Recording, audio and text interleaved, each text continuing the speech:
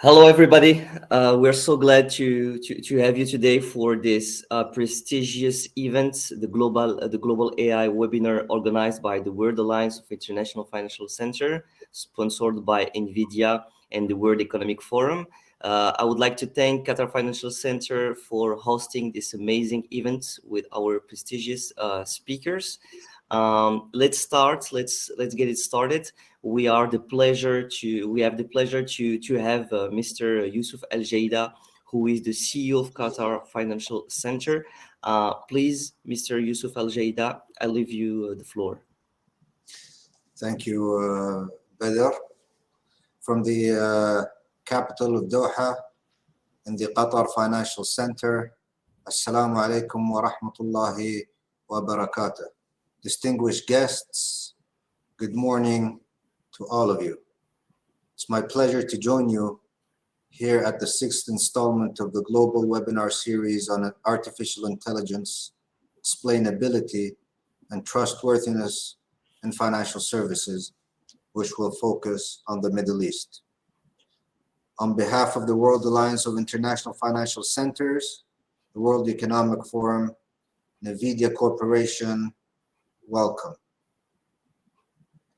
The adoption of artificial intelligence is growing at an exponential rate. In the IBM's Global Artificial Intelligence Adoption Index 2021, it shows that 74% of companies surveyed are exploring or deploying artificial intelligence, while in McKinsey, the 2021 global survey, 56% of the respondents reported artificial intelligence adoptions in at least one function in their business operations, up from 50% in 2020. The survey also indicated that artificial intelligence adoption since 2020 has increased most at companies headquartered in emerging economies, which includes China, the Middle East, and North Africa, with 57% of respondents reporting adoption, up from 45% from the previous year. The increased adoption of artificial intelligence is fundamentally transforming how businesses operate. In the financial sector, artificial intelligence is essentially shaping the future of banking and how financial services are being delivered. AI is increasingly leveraged to create more intuitive and personalized interactions between customers and their finances. And with the power of artificial intelligence, financial firms are providing their customers with more convenient and safer ways to access, spend, save, and invest their money. Financial institutions are also using artificial intelligence to create robust fraud detection and prevention systems, secure identity verifications, and accelerate risk calculations, improving security and transparency. In the near future, financial institutions will enable artificial intelligence for most of their transactional applications to improve efficiency, quality, and speed of service, as well as autonomy and inclusion. Those institutions that will invest in enterprise artificial intelligence transformation stand to improve customer satisfaction and their financial performance. On the other hand, those that fail to innovate in artificial intelligence will most certainly lag. But along with the innumerable benefits AI can do to create a more equitable financial service and significantly improve the industry, extensive use of artificial intelligence comes with considerable risks.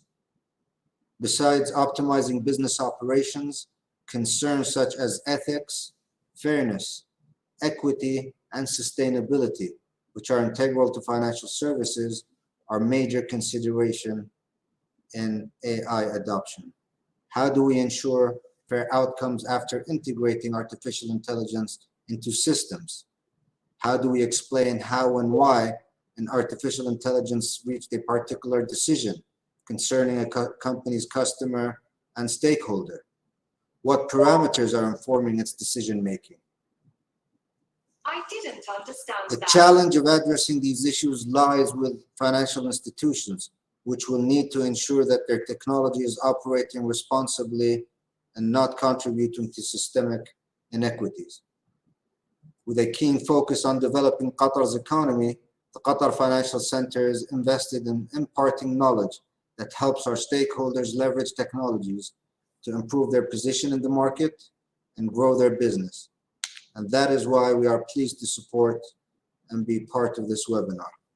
As we move along, we will hear thought leaders and specialists in artificial intelligence tackle these issues and bring us up to speed with the latest implications, trends, strategies, and challenges around the adoption of AI in financial services. After the discussions, I'm confident that you will leave this webinar with critical information that can help you guide you in your plans or journey in incorporating artificial intelligence in your business processes. I wish you a rewarding few hours ahead. Thank you for having me, and have a beautiful webinar today. Thank you so much, Mr. Yusuf Al Jaida, for this opening speech. We are going now to give the lead to Jayant Narayan, who is the head of AI at the World Economic Forum.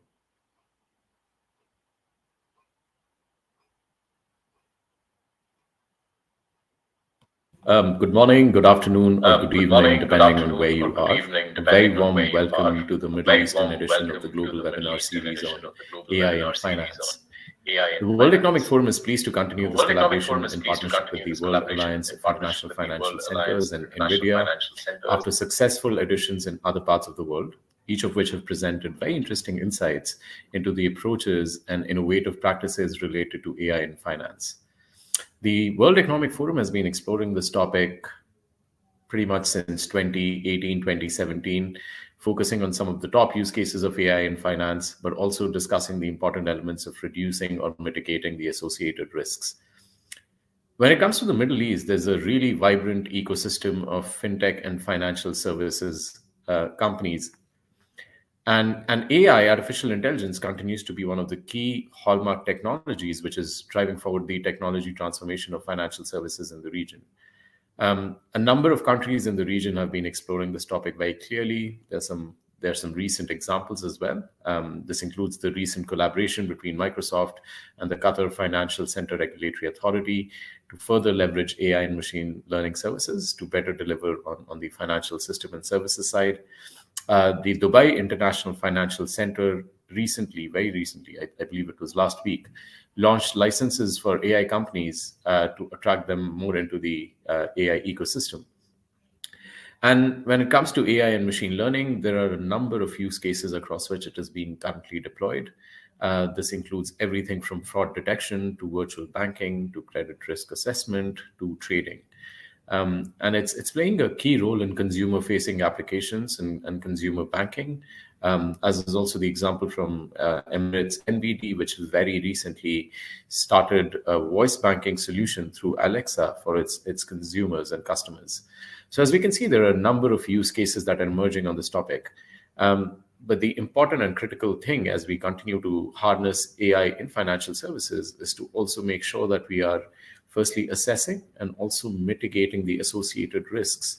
As we are all very well aware, artificial intelligence and machine learning systems are trained on lots of data. And if that data itself is biased, there is a big risk that that bias will be then propagated through the AI systems. This includes especially consumer-facing applications like loan-making decisions. So it's an important consideration for regulators across the Middle East.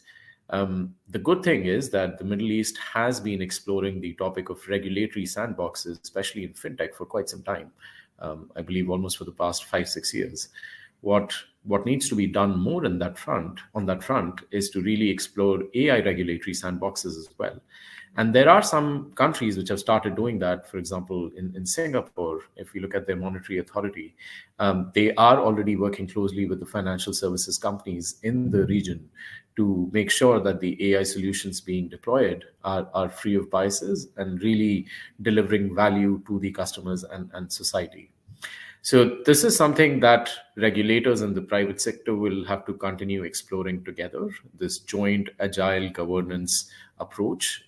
So we make sure that all the benefits of AI are realized, but we avoid any sort of pitfalls and also avoid systemic risks further being propagated through the system. So I would also, before I close my remarks, I would really like to thank the Qatar Financial Center Authority for being the host for this webinar series. And I'm really looking forward to this very exciting panel with an excellent set of panelists. And yes, thank you so much.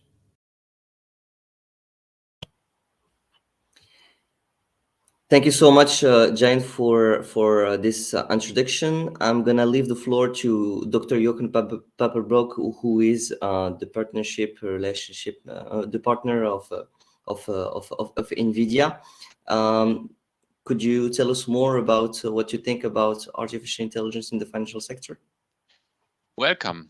It's time for the sixth event of our global webinar series on AI, explainability and trustworthiness in financial services. Today we focus on the Middle East.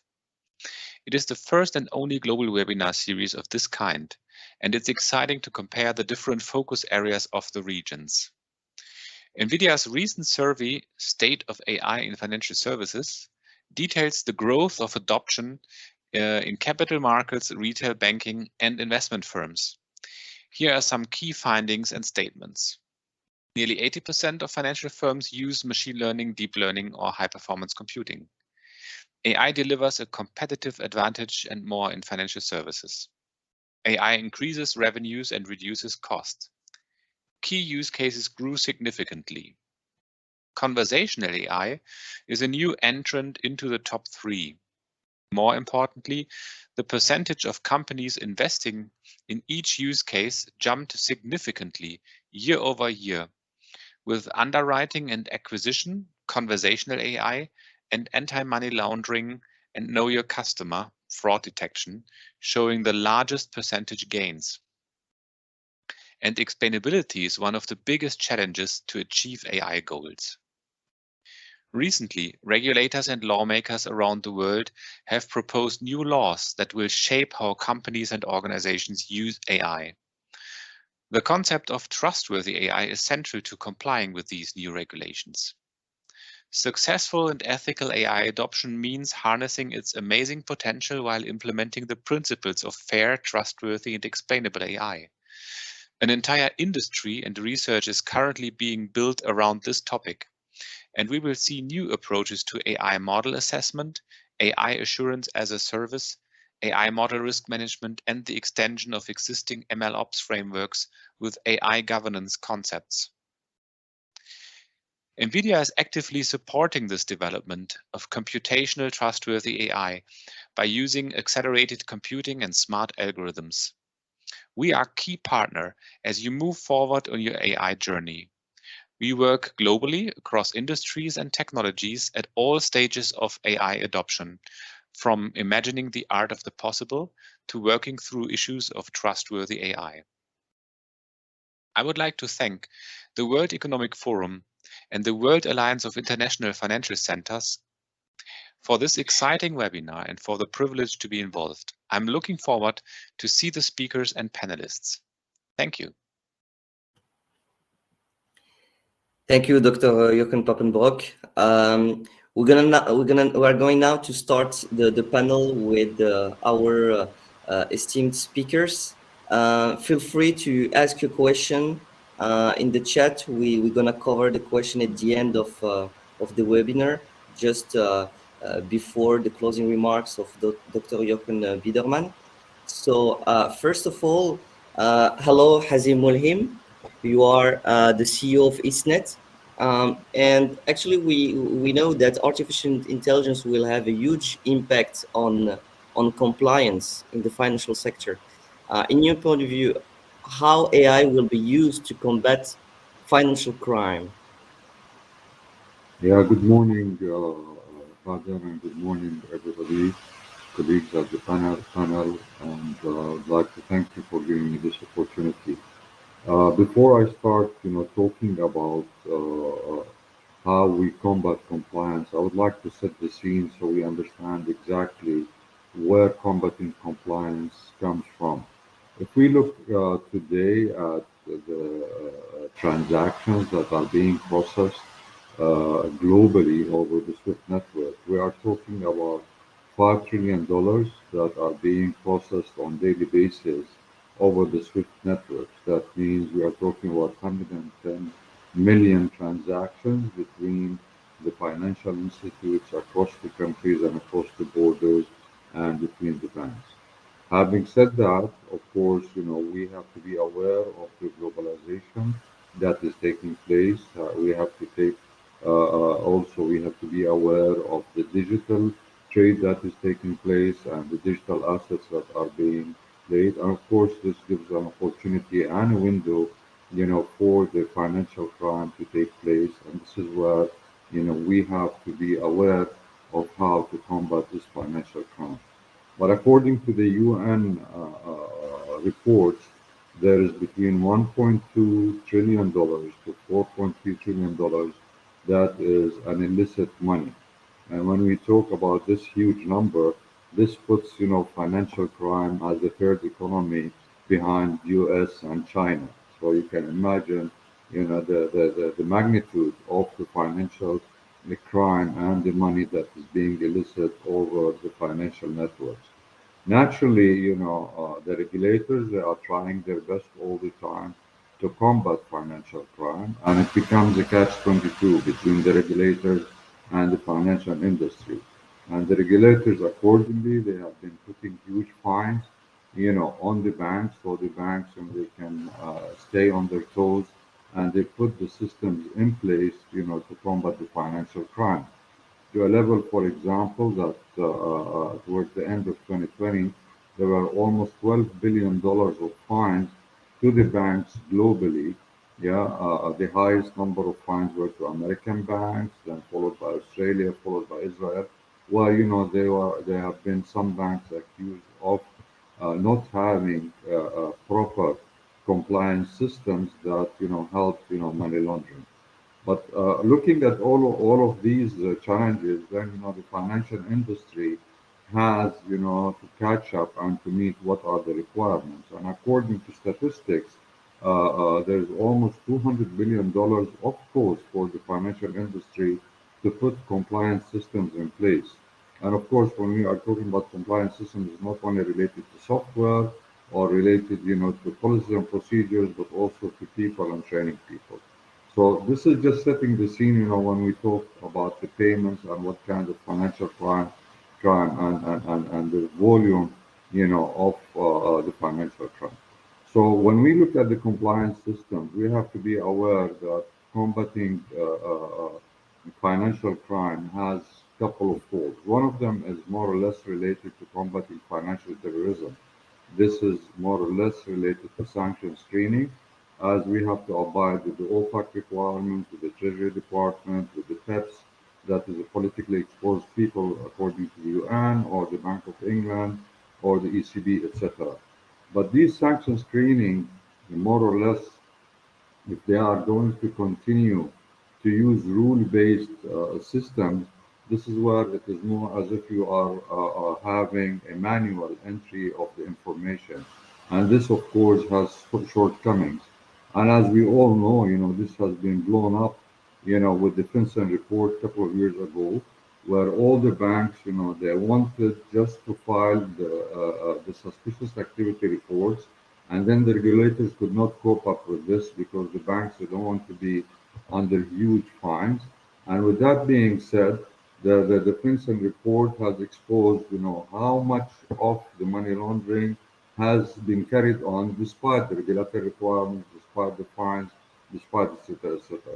So having said that, this is where, rule-based systems in the sanctions screening will not suffice to meet either the criminals and or the technology enhancements and all, of course, with all the data that is being carried on. And this is where AI usage in the sanction screening will help to reduce the false positives, will help to reduce, the suspicious activity reports, will add better to the efficiency and the effectiveness of a bank.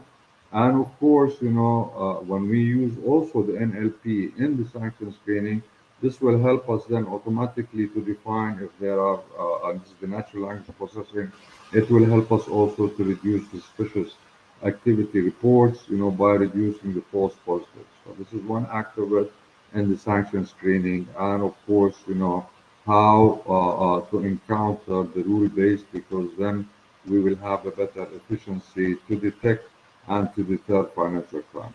On the other hand, there is other compliance things that we have to combat money laundering. So the first leg was related to combating financial terrorism. The second leg is to combat money laundering. And when we are talking about combating money laundering, as I said, there is trillions of dollars that is being laundered every year.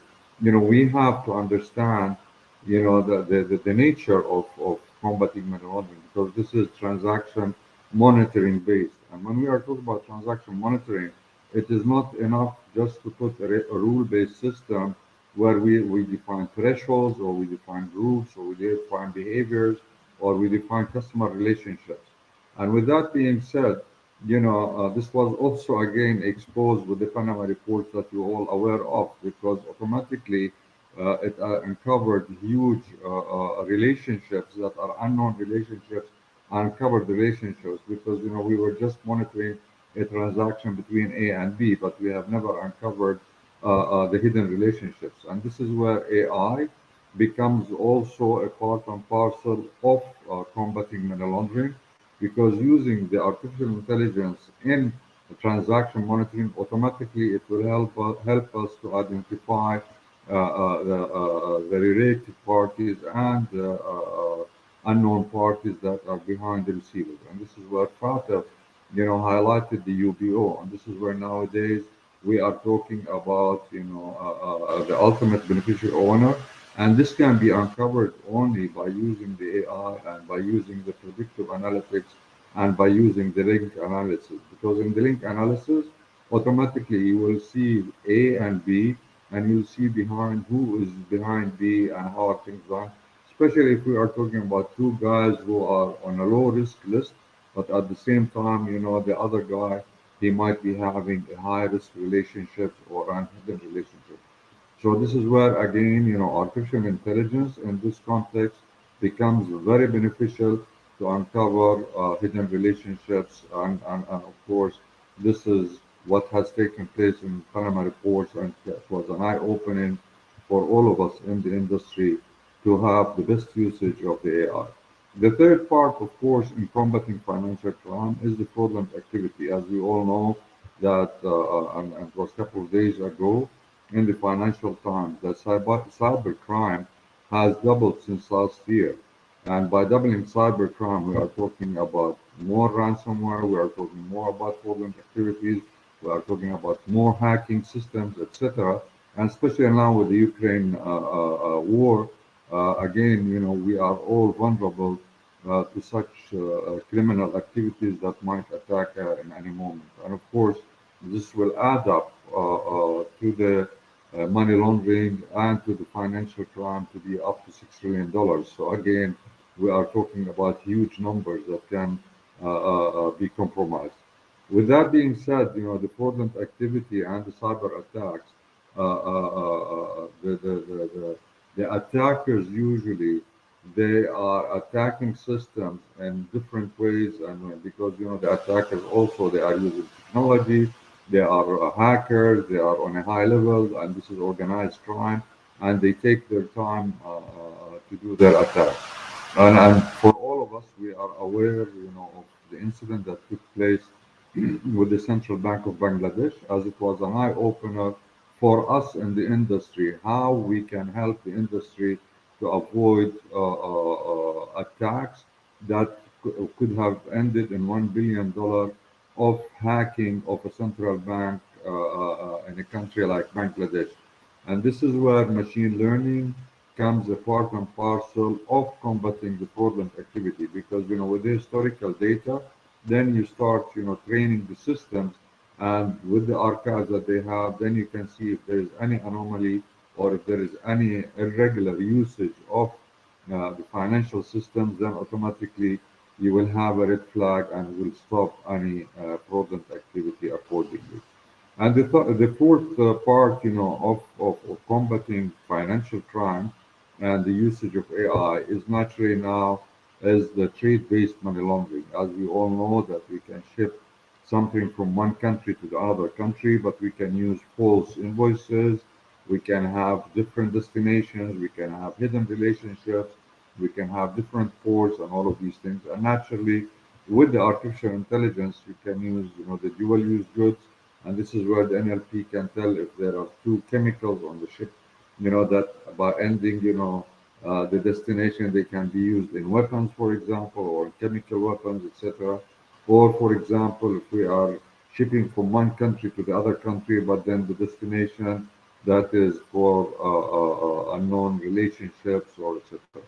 So having said that, this is where the AI can really help us in combating financial terrorism, in combating money laundering, in combating fraudulent activities, and in combating trade-based money laundering. And of course, when we are talking about AI, we are talking about enhancing and reducing the false positives, enhancing the effectiveness of the banking industry, also safeguarding the humanity, because by the end of the day, we are all looking for a peaceful and a secure world that will help us and will help our economies and our countries. And we, at EastNet, we are part of the fintech in the Middle East, and we are working not only in the Middle Eastern countries, to combat financial crime with the solutions that we offer. We are working globally in 110 countries, to extend our knowledge and our experiences to the countries so we can have a safe and secure world. Thank you very much for giving me this opportunity, and I hope my talk has been of use to you and to everybody. Thank you so much, Hazim, for this high quality overview about compliance in artificial intelligence in terms of using artificial intelligence in the financial sector.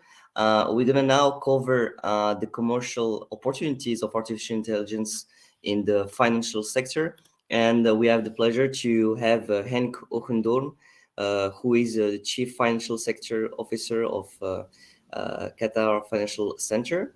So I leave you the floor. Thank you very much. Yeah, so I'm an ex-banker, and I always think of commercial opportunities, basically for the financial sector and the customers. And that is why we're here together under the World Association of Financial Centers to see what we can do to help the sector. I think artificial intelligence is basically useless if there is no data-driven leadership. So first of all, I think data is a precious good, and in many countries you see that data is going to be regulated, and people, let's say our consumer data are regulated. Nobody else can use it without our permission, but it creates many opportunities, specifically for artificial intelligence. But you need to have a view on data, otherwise you cannot use artificial intelligence in the right way.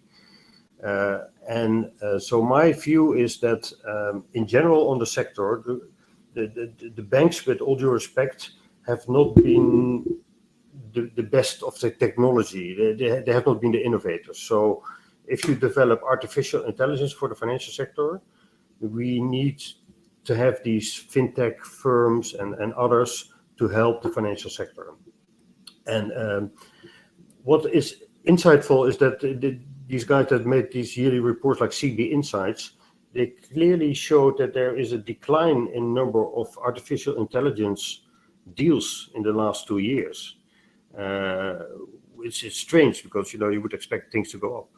But I think the biggest concern is that many of these artificial intelligence technology firms, they complicate things. So they try to solve a very big problem, and then somehow during that journey they get lost, or people lose interest. So the time to value is basically too long for people to step in, for banks to understand what they're providing, and they ask, what problem are you solving? So my expectation is that for the next 2 years, I think those artificial intelligence companies that have solutions should go back to the basis and focus on certain segments, like we just heard. I think fraud detection or anti-money laundering, for banks, that is a huge problem. So if you, with your artificial intelligence, can find a solution, I think that is an area to focus on. Don't complicate everything. Back to the basics, keep it simple.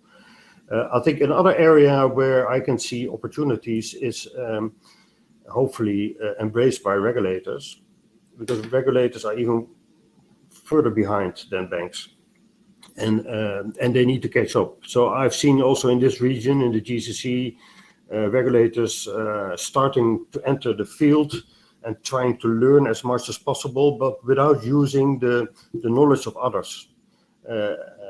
And that doesn't help. So I think also Hazem mentioned that on the Reg-tech side, there are initiatives to align regulations, etc. I understand now that the University of Cambridge is embarking on a big project to create a sort of global artificial intelligence database, as I would call it, where people can easily adopt regulations and experience from other regulators and create their own taxonomy in their own countries. This will speed up, I think, the Reg-tech, and if the regulators adopt this, then it's easier for banks to also focus on. So I think another commercial opportunity is basically Reg-tech. Then, if you look at specifics in the financial sector, mainly in the insurance sector, they have a big issue in claim handling. If you have an accident with your car, how will it be fixed? Is it his fault, my fault? How can you fix the repairs and everything? So you see already in Europe, artificial intelligence and even all kind of other techniques to control the damage, to make sure that the damage is handled in a very efficient way. Even the repairs are organized, and artificial intelligence will help to control fraud. I think that is a very pragmatic thing, and this will help the insurance sector because claim handling is a very expensive part. So everywhere, it's a message to the artificial intelligence companies, everywhere where you can sort of save costs for financial institutions, I think you have a willing ear. So I think that is another area. And I'm pretty sure that Sarah will cover the opportunities in capital markets. But I have seen also initiatives. There's a company in Dubai called Global Millennium Fund, and they use artificial intelligence to select early stage investment opportunities in the US. And I think that's great. So it's basically like to a certain extent, like a virtual assistant. Something rolls out of the artificial intelligence, and then still the investment committee, the people, need to make an investment decision. But more and more you will see these virtual assistants also within banks, people who do advisory on investments. They will have robo-advisors on the back to assist them in guiding the customers to the right decision. And the last point I would like to make is that I've also seen initiatives that there's a company, emerging company in the UK called Holistic AI, and they can control, they can monitor the algorithm. Because it's great if you start and say, well, we have artificial intelligence and there's an algorithm and this must be true. But who will check the algorithm? If you put the wrong data in there, then it's wrong. Then the outcome is wrong. So there will be an industry developed around, I would say, auditing the artificial intelligence. I think so. These are in a nutshell the areas. I must admit that in this part of the world, let's say Middle East, it is just emerging. People don't really understand the opportunities. We've just scratched the surface of this. But I would say first the regulators need to be adopting this, and then gradually we'll see also the banks using the opportunities of artificial intelligence. The first 2 years, back to basic, try to focus on simple solutions and solve those, and then maybe we go into the next level, which is probably more complex, but create great opportunities for us as consumers and for the banks as well. Because clear point from Badr, it's all about trust. The banks have still the trusted factor. If they are supported by artificial intelligence, they do well in the future. That's my first part of the webinar. Thank you so much, Hank, for your insights. Very inspiring in terms of commercial opportunities. It's very important to cover this aspect during this webinar. I'm gonna now leave the floor to Sarah Hosni, who is the executive director of Fixed Income Association in Egypt. Indeed, we know that capital markets are at the heart of the financial sector. Sarah Hosni, could you tell us more about how artificial intelligence will impact this aspect of the financial sector? Absolutely. Thank you so much, Badr, for this introduction, and thank you everyone for joining us today to discuss this important topic. Hazem basically and Henk gave a great introduction about the application of AI and machine learning in the financial sector in general, and focusing on the capital market side, being a capital market professional for more than 18 years right now in the MENA region. I will share my views on the opportunities of deploying artificial intelligence in capital markets with you today. So basically, I've worked previously in regional exchanges such as Nasdaq Dubai and the Egyptian Exchange, and throughout this journey, I was involved in a number of tech projects connecting regional exchanges to allow cross-border trading and share fungibility. And historically, that allowed me to look closer into the tech infrastructure of stock markets and equity trading, to be specific. And I was also, I got very close to the huge amount of data in this area of the financial services. And today, as we move down the road of artificial intelligence and machine learning, we have been seeing a growing adoption of AI in developed capital markets for more than 10 years now, especially in areas such as asset management and algo trading. That was basically enabled in developed markets, especially in US and Europe, due to the availability and the abundance of trading and post-trading data within this sector. As you're all aware, capital markets is, I would say, the most data-sensitive segment of the financial industry. And to be honest, it's one of the largest spenders on AI and also robotic process automation technology. And it's not just becoming a way to streamline manual processes or to cut costs or maybe generate back office efficiencies. It's becoming more than that. It's being deployed in multiple areas in capital markets operations. For example, such as what I just mentioned in equity and fixed income trading. We are now seeing robo-advisory, the algo trading, which basically the techniques the AI techniques that is applied in the asset management and on the buy side activity, to be honest, to be specific on of that side of the market. The AI is adding a layer of complexity to conventional algo trading, where it can learn from the data inputs and the real-time trading data in stock markets. And it's dynamically evolving to be able to identify and execute trades without any human intervention. We no longer need portfolio managers to be putting their orders on the screens actively throughout the day. It's being taken care of by AI and machine learning tools right now. Also, we have been seeing that, as Hazem mentioned, on the risk management and the Reg-tech side of stock markets. On the risk management side, the AI now is being used to inform intermediaries, brokerage firms about margins and capital requirements. On the Reg-tech side, regulators are now using these tools to be able to monitor the trades in the market, to look for fraud detection. All of these applications are being used right now to improve the compliance side of the equity and fixed income trading in developed capital markets. Also, a huge the AI had a huge impact on the cybersecurity side of capital markets, and everybody knows that cybersecurity is crucial when it comes to stocks trading or the fixed income trading in general in stock markets. On the front lines with brokerage firms and intermediaries, AI tools are also being used right now to provide a more enhanced and optimized portfolio performance based on the investor's risk appetite.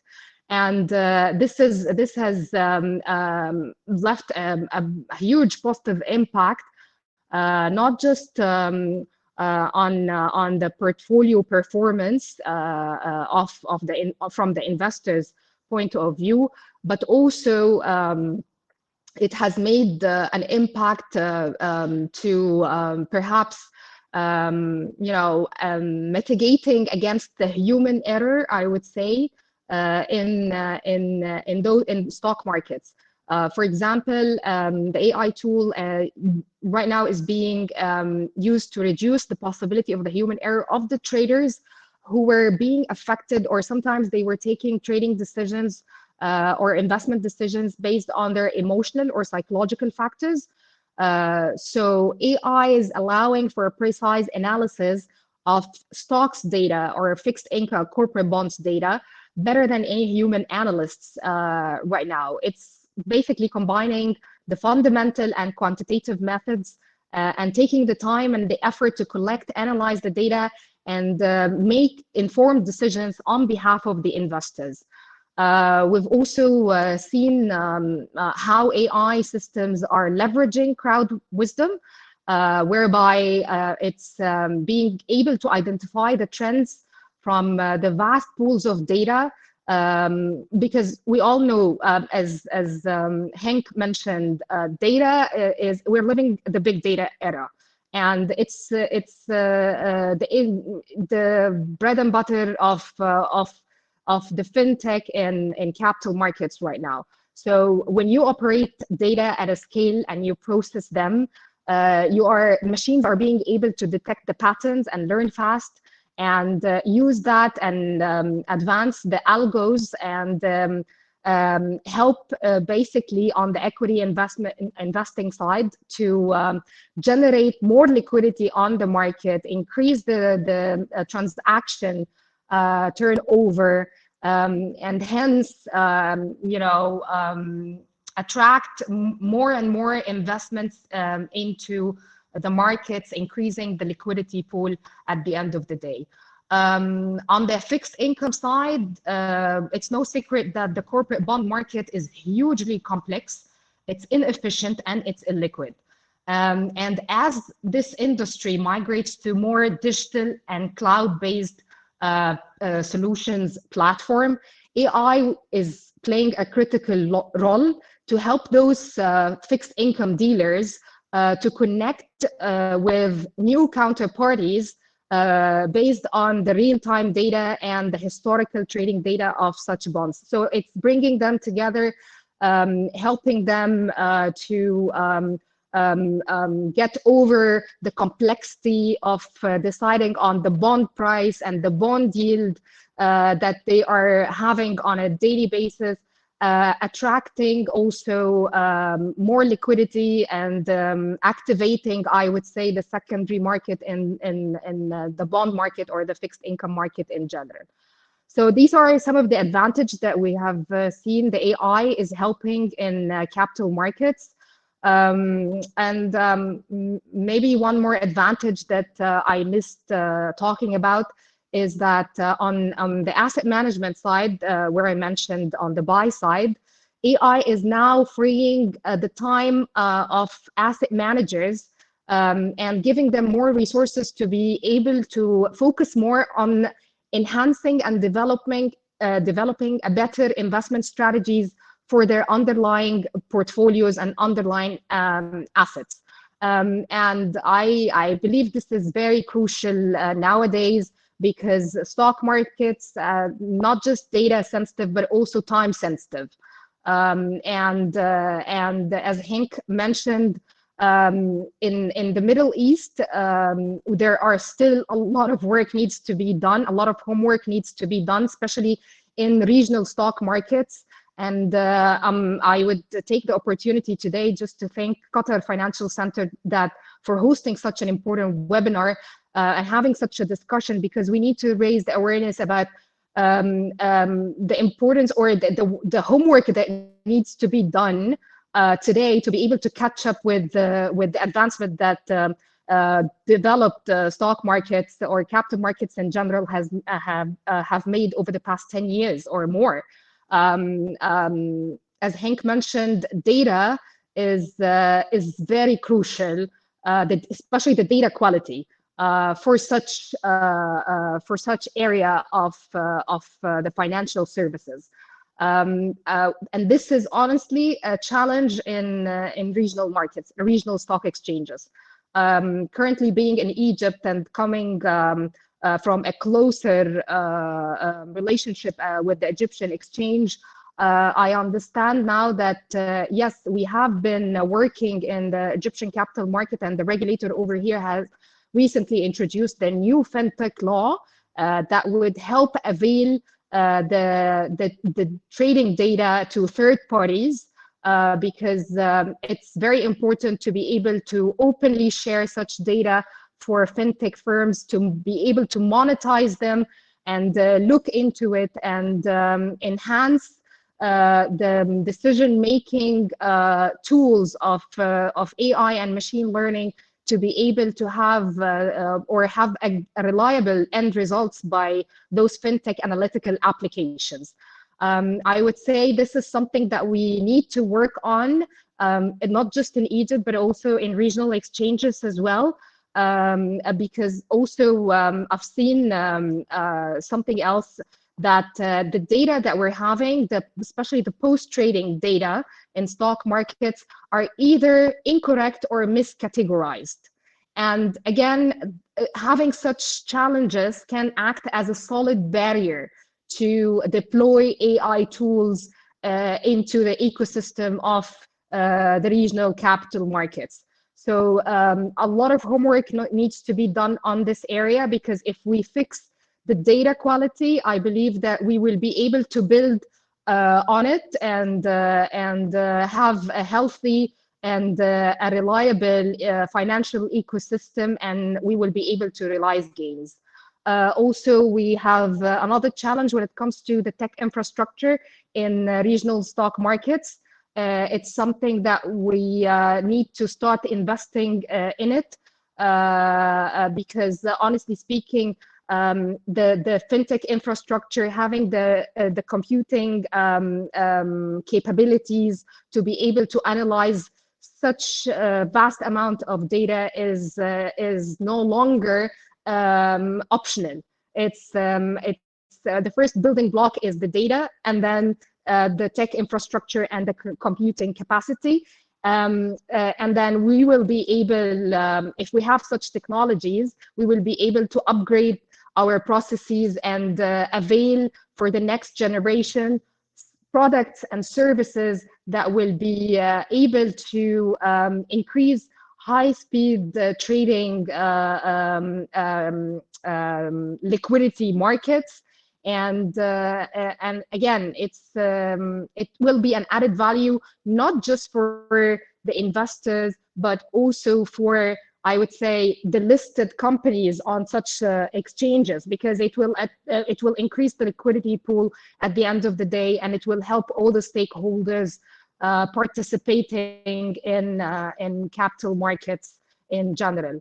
I believe, yes, there are some challenges, but I think we are on the right track, having such a discussion today all together from all the aspects of the financial industry, whether the banking side, as Hazem mentioned, the compliance and the Reg-tech side, and and increasing and attracting liquidity into capital markets. We are now putting or setting regional markets on the right direction. And I believe we have the visions, and now that we are having the leadership of Qatar Financial Center and also in other regional exchanges like in Egypt over here, the FRA, they are having the right vision. They started investing in that. They are investing also in the calibers in order to be able to have the right tech calibers to leverage the benefits of AI applications in markets. So I'm optimistic. I'm not, I would say, and thank you so much for giving us the opportunity to talk about this today, and happy to answer questions anybody may have. Thank you. Thank you so much, Sarah, for this speech. Very interesting. As we can see, I mean, after these high quality insights, we can see that artificial intelligence is the most significant tool, the most significant technology. First, it is protecting the financial actors against fraud, because it's all about understanding the consumer's behavior. It will create economic opportunities, but also it will increase efficiency in the financial market as long as we consider data quality. Before the closing remarks of Dr. Jochen Biedermann, we're gonna read the questions, and we have several questions here. The first one is for Mr. Hazim. What role do you feel tech companies like EastNet play in accelerating the adoption of AI in the combat of fraud and IML? Sorry, just can you repeat the first part? I missed it. Yeah, sure. So, what role do you feel tech companies like EastNet play in accelerating the adoption of AI in the combat of fraud and anti-money laundering? Yeah, naturally, this is a process of hand holding because it is a both-way relationship. We do have our R&D, and we are having our own expertise. We are working with universities, as it's been in Jordan or Luxembourg or other areas. So we are working with all the R&D areas. We are having continuously the feedback from our customers, and we are keeping, our eye on the horizon. Because, in any industry, first you have to scout, the horizon so you can understand what's going on. So you pick exactly what is needed. And then you go to the operational level where, you have the hands-on. And the third leg is, to educate and to train the people either inside the company and or with the other parties. Naturally, we are working on a fast track because we see this as very important. Has it been, on the big scale from an industry point of view? Zooming in our part of the world, we are trying to work, with academia, and we are trying to work, with the regulators and the financial industries to get the best feedback so we can put the best practices so we can enhance it. So this is just on a high level to tell you what kind of interaction we are doing and what we are trying to do as a company in this industry and to the financial sector. Because as I said earlier, we are working on a secure and a safer world, to protect us first, and then, then when we are protected and safe, we can expand our horizons and work in a better way. Thank you. And there's another question, Hazim, can you comment on how you train your artificial intelligence, machine learning applications? Is it Yeah. entirely supervised? And yeah. Yeah, in order to have any machine learning, it is very important that you need to have data. And if you don't have any data, then you cannot use, the machine learning. And this is where, for us, it's all depending on the archives, on the data. If we go to a smaller bank and they don't have the historical data, it will be very, very, very, very hard to implement any machine learning in that aspect. And this is where, historical data and archives are very important, and this is where you start building, the kind of relationships. Because, for example, for a bank to transact on a Saturday to a casino in Philippines, like the fraud that took place and from the Central Bank of Bangladesh, this of course is a no-no. Yeah, it's a no-no even from a logical point of view. So imagine if you have all the data and archives and whatever else. This is where you can have the machine learning that on Saturday there are no transactions. It doesn't go to the Feds. It doesn't go to Philippines. It doesn't go to a casino. It doesn't go to a broker so they can take it on a trip. So this is where you can start building your machine learning based on the historical data and the archives that we have, and this is how you do it. You are muted, Yeah, brother. exactly. Thank you so much. There's another question. With the growing role of digital ledger technologies and decentralization of financial securities governance in the form of digital assets within financial market infrastructure and capital markets, what is your views on the crucial role of artificial intelligence from a cybersecurity and infrastructure perspective in the MENA region? Who can Again, take? Who can again, talk about? I again think for me, Sarah, is it? give a chance to the panelists. Would you I would love to answer the question, but if because you were a bit breaking out, would you be able to repeat it from the beginning again? Of course, of course. So, this is a question of Pierre.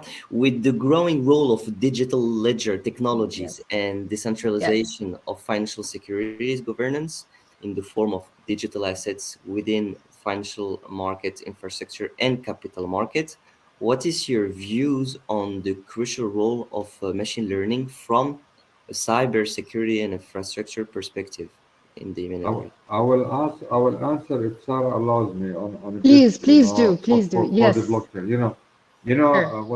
When people talk about blockchain in general, they link it directly either to digital assets or to cryptocurrencies, etc. But blockchain, when we look at it, it has a couple of folds. One of the folds that we think that is important in the financial industry is using the layer that is the transport layer, and using the transport layer is very important, especially if you want to have the data in a timely and a secure manner. And this is where, for example, when we are talking about sanctions screening and combating financial crime, you need to have the lists updated in a timely manner, especially when we are talking about the different time zones. I am a bank. I have branches in Hong Kong. I have branches in the U.S. and I'm sitting in the Middle East. I can update the list in Hong Kong, but then I can update the list here in Jordan or in the Middle East, and then when I log, I'm just still behind on updating the lists in other countries, or I have to have the bankers work 22 hours so they can update the list in a timely manner. This is where blockchain comes, in a way that it will help send information in a timely manner, in a secure manner, non-repudiation, and like this, we can have a faster information in the DLT. So this is one part of it. And of course, then when we are talking about security, blockchain itself, it will have the secure layer and the non-repudiation. So this is where it becomes hard, to penetrate. But there is the danger in digital assets. When we are talking about the blockchain, there are unknown, parties, and this is where the danger, if we're going to be talking about fraudulent activities, because this is what's happening in the cryptocurrency. And as we all know, a couple of days ago, they have uncovered a multi-billion-dollar scam of fraudulent activity that was, from cryptocurrencies. So this is where you have to understand exactly when we are talking about DLTs, when we are talking blockchain, about digital assets, and about the fraud that's taking place. These are my 2 cents.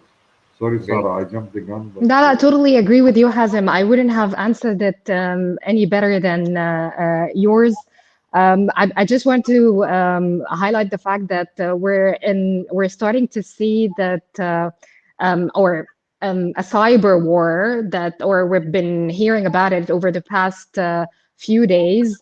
I believe it's very crucial now that we're hearing the news coming with the cyber war, and as you mentioned, Hazem, with the scams being in cryptocurrencies market or in other areas.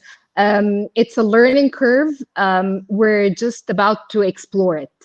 And I believe a year from now, we will have a proper business case, I would say, or a case study on the importance of cybersecurity and during cyber war times or scams times in such markets for digital assets or other financial markets in general. And we will be able to see, I would say, the benefits and the positive impact that machine learning and AI tools will be worth doing throughout this period. But it's still too early to talk about it. But I believe if we're having a follow-up chat next year, like this time next year, we'll have a better view on such a case. Thank you so much, Sarah and Hazim, for your feedback on that. There's another question for you, Sarah. With your stock market experience, are you aware of exchanges and authorities using AI for market surveillance, for example, to identify insider trading or market manipulation? Yes, in Egypt, for example, we started doing that. We have updated our market surveillance system 2 years ago, I believe. We have the exchange has worked closely with London Stock Exchange and other European exchanges to be able to update their market surveillance system. And also on the regulatory side, the regulator has done the same. And over the past few months, we have been listening and hearing about, just investigations taking place by both the exchange side and the regulator side on certain insider trades and frauds that took place on certain stocks in the Egyptian or regional. Let me just focus on the Egyptian exchanges, and they have escalated that to the legal judiciary system, and they initiated lawsuits against those investors who were involved in such scams. So yes, from a local experience here in Egypt, we have seen how AI application has helped the Egyptian exchange and the Egyptian regulator to pinpoint those fraudulent acts and take actions against them. Thank you so much, Sarah. Another question, Hank. You mentioned a regulation before. Are the authorities in Qatar considering specific AI regulation as the EU does? What is the general mindset on artificial intelligence? Yeah. Okay. So our regulators are also not perfect. In my opinion, I try to convince the regulators that regulation should be, to a certain extent, data agnostic. If there's technology, that's fine. Technology is a delivery channel, or a tool to serve our customers better, or protect our customers better, or even protect the interests of the regulators. So I hope the regulators don't go for artificial intelligence regulations. It's better to have data protection rules. That's fine. Make sure that people and the data of the people and companies are protected. But don't go regulate the technology, because the technology will always go quicker than anyone in the regulator can understand. And I think Sarah just made a passionate story about all the great opportunities. So let's not try to capture the technology, but let's capture the basics. So I hope in Qatar we have good data protection rules. So I hope ultimately there will be an open framework. So then it should not really matter what technology. Yes, I was about to say that, Henk, we still need it to be openly shared as well. But of course, to have data privacy and protection in place, but to be able to avail it to, I would say, third parties or API providers to leverage such the availability of such data more into capital markets. Totally agree with you. Yeah. Okay, I take the opportunity to answer something which you didn't ask, but I noticed that we all talk about the existing financial sector, the stock markets, capital markets, banks, AML, etc. But artificial intelligence can play an important role to access people that are unbanked, which we haven't even discussed. Sarah discussed about risk management. I think artificial intelligence gives us the opportunity to better access the risk of people who otherwise not get a loan, either individuals or SMEs. So if we know, for instance, that the small bacala shop owner always pays his telephone bills on time, he pays the school fees of his kids, and he pays his staff, then we know this is a responsible guy. No need to have a financial report on him, There are other data that can decide if somebody is good enough to get a small loan. I think we haven't touched upon that. I think it's maybe financial inclusion and artificial intelligence is the next topic, but I think artificial intelligence can play a big role in this financial inclusion. Yeah, thank you so much, Hank. This is a very important aspect we haven't covered during this webinar, but it's very important to highlight the fact that artificial intelligence will increase inclusion. Another question before the closing remarks. Can we consider that the current situation is a stress test for the financial sector in terms of the use of artificial intelligence? Sarah, maybe. Yes, totally agree. This is what I was just talking about. It's a stress test. We will see how resilient the markets are, and the practices in place are, and the systems, the tools, everything.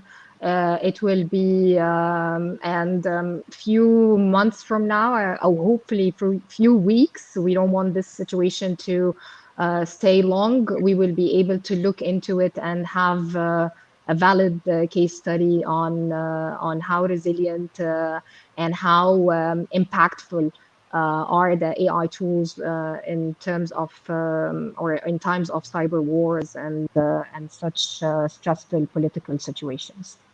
Thank you, Sarah, for your feedback. Yeah, Hazim, please. Yeah, naturally, it is a stress test, and but we have all the time to know that this is transformational. Yeah, why transformational? Because by the end of the day, the regulatory requirements that keep changing. Mind you, regulators, they issue regulations every day. Yeah, so there are regulatory requirements. Technology is changing. There are client needs. There are suppliers needs. So if you look at it, even from a portal model, there is a continuous transformation that has to take place. So it can be a stress test. We can reach a certain threshold, but then again, you have to keep moving. And this is why, we have to keep an eye on the ball. Yeah, whoever is in this, so we can see what is next and what is next. Because, we are talking about, if we're going to talk about financial inclusion, 50% of the world's population, are still unbanked. Yeah? How are we going to deal with that? If we're going to talk about financial crime, I said it's mounting up to $6 trillion. It's going to be, a third huge economy post China and the US. If we're going to talk about, the cost of compliance is $200 billion, etc., etc. So by the end of the day, this is a transformational thing that we have to keep all the time saying, what is the best achievement, so we are ahead of anything that mishappens and can be used against bank and humanity, let's say, on large. Yeah, this is the whole idea. A very positive conclusion. Thank you, Hazim. We're gonna now leave the floor to Dr. Jochen Biedermann. He's going to close this international webinar. Thank you very much, Dr. Jochen Biedermann, for closing this speech. A really inspiring discussion. But first of all, let me thank Yusuf for welcoming us so kindly and for sharing with us the important role of AI in finance in Qatar and for Qatar Financial Center in particular. I also want to thank Jochen and Jayan for their excellent introduction and their insights into the developments at the World Economic Forum and also at Nvidia. In particular, Nvidia, there's a big conference coming, and you might consider joining this. I want to thank, all the panel speakers, Sarah, Hassem, Hank, for their great insights and also the different perspectives they've provided from their bases in Egypt, in Jordan, in Qatar. And they've shared with us successful business models and also discussed the right environment for AI technology to grow.